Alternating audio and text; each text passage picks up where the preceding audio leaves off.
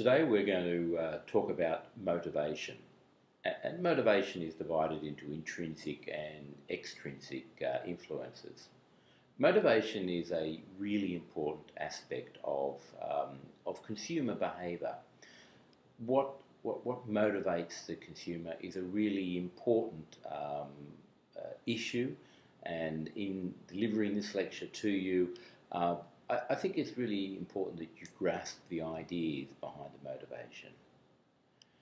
In the design process, the designer needs to have an understanding of what motivates the end user.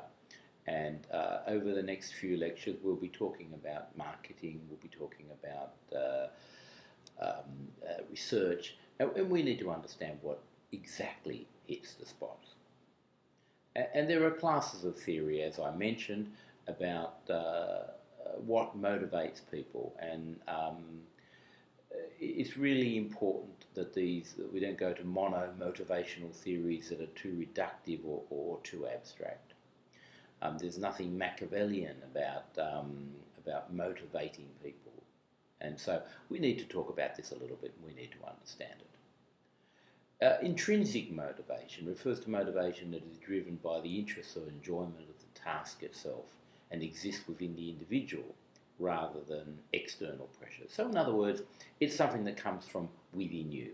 You get up in the morning and you're motivated to go to exercise, or you're motivated to go for a drive, or you're motivated to have breakfast. This is intrinsic. This is internal motivation. You don't need an ad to tell you to go and have breakfast. You know you need to do it, and you're motivated to do it.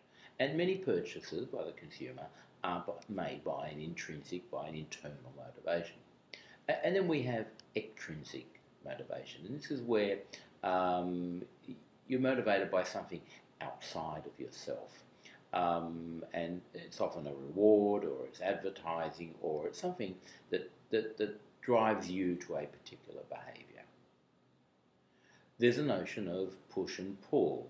The motivation of marketing tourism, for instance, the push factor determines the desire to go on a holiday, where the pull factor is the advertising and the choice of the destination.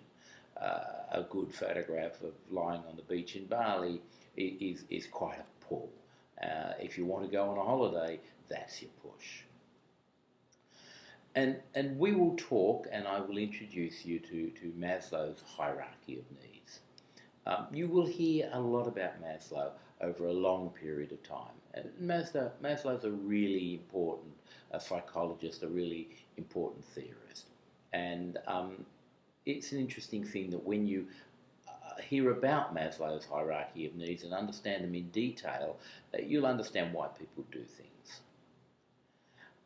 There are other people who have other theories, and they talk about the 16 basic desires theory, and this is in contrast to Maslow. And it was a study involving 6,000 people by Stephen Rees, and so I think that that's a worthwhile thing to think about, and I've put a couple of references there in case you want to read more. Finally, in this notion of motivation, you'll have a mini task, and it'll be due in 3 weeks, and I'm asking you to find a image with motivational values, like these two images.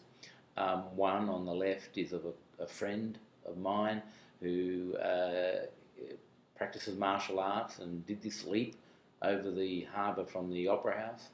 And on the right-hand side is a lineup of ski instructors in the Tyrol, and somewhere in that great long line is my son. And these are two important images in that they have a motivational value to them. And we would like you to find an image, and then if you read the brief, you will see that we'd like you to apply some words to it. And so, enjoy the lecture on motivation.